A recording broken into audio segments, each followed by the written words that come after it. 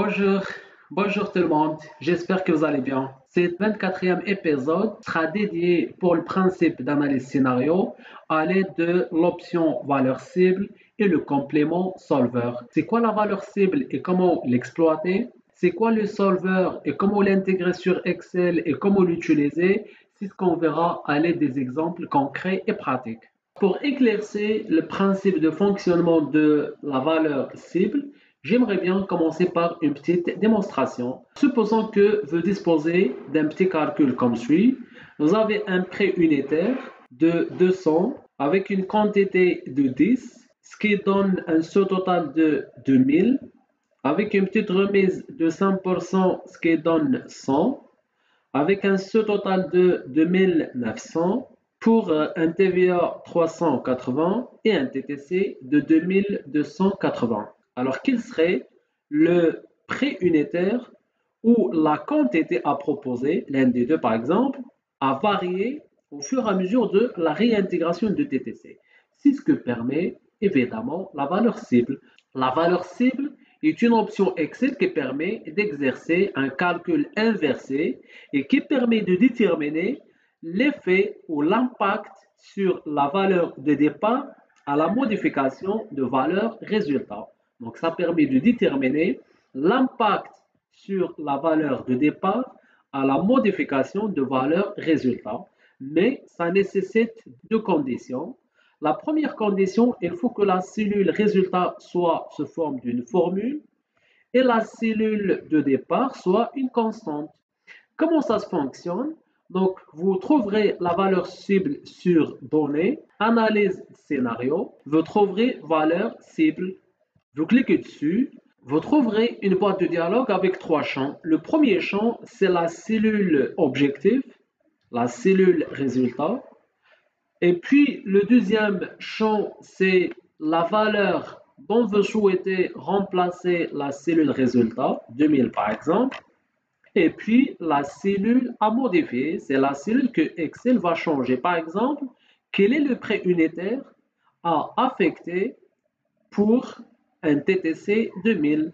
Si on met OK, Excel va me dire que pour réaliser un TTC de 2000, voici le prêt unitaire à pratiquer. On refait un exemple pour varier la quantité. Quelle est la quantité à proposer pour un TTC de 2000? Donc à partir de la valeur cible, la cellule à modifier, c'est toujours le TTC. Et puis la valeur objective, c'est 2000. Et la cellule que Excel va modifier, c'est la quantité. Donc pour un TTC de 2000, il faut une quantité de 8,7 par exemple. Maintenant, revenons sur notre exemple.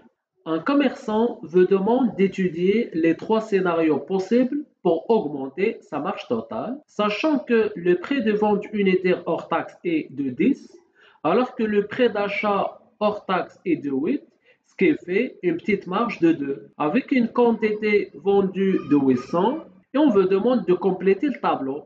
Quel serait le prix total de vente? Donc ça va être le 10 fois 800. Et pour le prêt d'achat total, ça va être 8 fois 800. Pour cette situation, la marge totale est de 800 fois 2. Donc, ce qui donne une marge de 1600. La problématique, c'est qu'on recherche à augmenter la marge totale au lieu de 1600 à 2000. Donc, on recherche d'augmenter la marge à 2000. Alors, quel est le prix de vente à pratiquer pour augmenter la marge à 2000? Donc, on recherche à effectuer un calcul inversé. Pour en faire, on fera recours à la valeur cible, donc à partir de données analyse scénario valeur cible. Et puis, la cellule résultat, c'est la cellule B10 qu'on veut changer par 2000. Et puis, on demandera à Excel de varier la cellule P2. Donc, le prix de vente à pratiquer pour augmenter la marge vers 2000, c'est 10,50. Supposons que ce prêt pratiqué, ce prêt de 10,50, ce n'est pas possible vu la concurrence. Donc, il faut étudier le deuxième scénario, c'est de varier le prêt d'achat. Donc, faisons le même calcul pour générer la marge totale actuelle. Donc, c'est la quantité vendue fois la marge unitaire. Donc, pour la situation actuelle, avec le prêt d'achat de 8 euros, on fait 1600. Mais quel est le prix d'achat à pratiquer pour augmenter la marge totale vers 2000? Donc, pour en faire, on fera recours toujours à la valeur cible.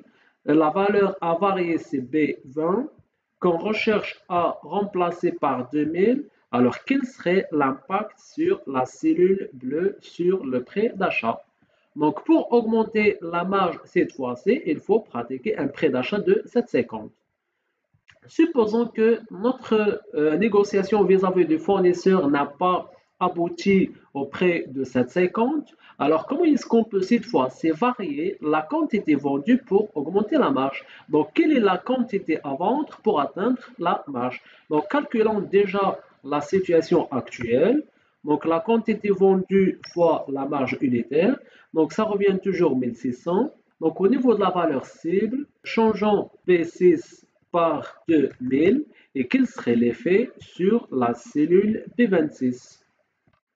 Suite à notre étude de cas, pour en fait atteindre la marge de 2000, il faut varier le prix de vente à 10,50 ou varier le prix d'achat à 7,50 ou augmenter la quantité vendue à 1000. Mais supposons qu'on recherche à varier les trois à la fois.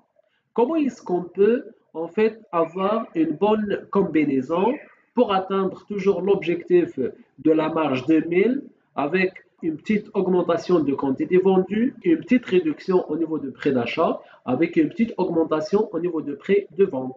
Alors, comment est-ce qu'on peut y arriver sur le bon scénario avec la variation des trois éléments à la fois? Malheureusement, on ne peut pas le pratiquer à l'aide de la valeur cible.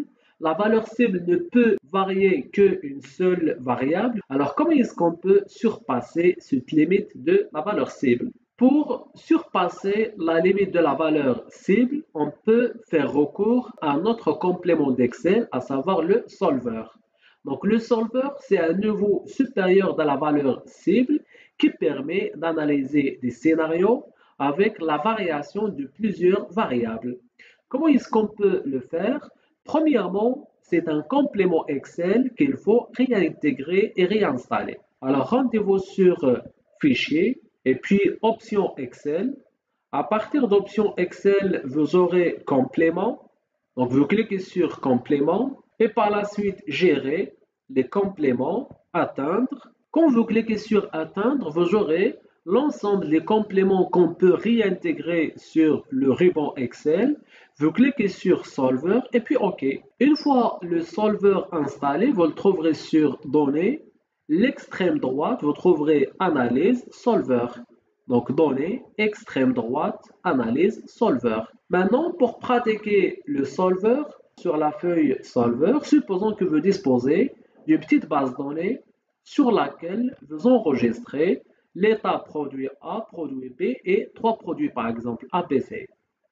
Et puis vous avez le prix par produit, le stock, la vente et le chiffre d'affaires avec chiffre d'affaires total réalisé pour les trois produits. On recherche à maximiser les bénéfices, c'est-à-dire augmenter le chiffre d'affaires pour atteindre un objectif de 3000, sachant que nous avons un stock limité. Pour le produit A, limité en 68, limité en 38 pour le produit B et puis 82 pour le produit C.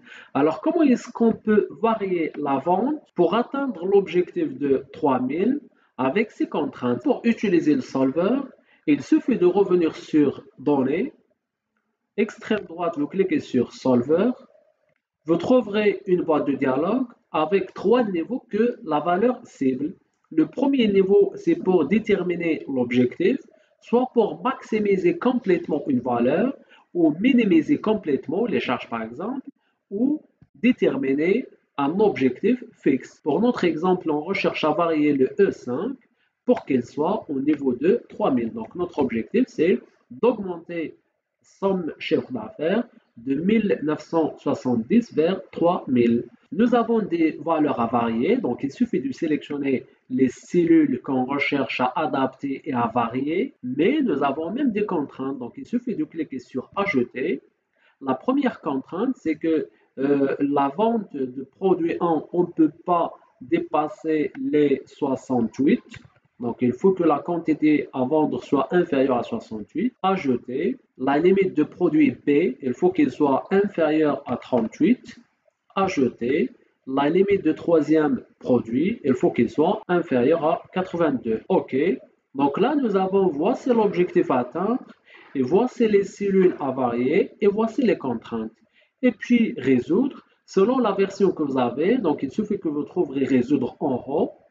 Donc, résoudre, et vous aurez l'état d'analyse. Donc, il va vous dire que voici les quantités à vendre pour chaque produit pour atteindre une estimation de chiffre d'affaires à hauteur de 3000. Pour garder l'état d'analyse, on peut cocher le rapport. Si on veut garder notre rapport d'analyse pour faire d'autres analyses, d'autres scénarios, donc on peut cocher les trois éléments de rapport et puis OK. Et comme ça, vous aurez les trois états d'analyse qui permettent d'expliquer un petit peu le point de départ, le point d'arrivée et les cellules variées. Donc j'espère que vous avez bien assimilé le solver et bien assimilé la valeur cible. Je vous souhaite une très bonne continuation et à la prochaine.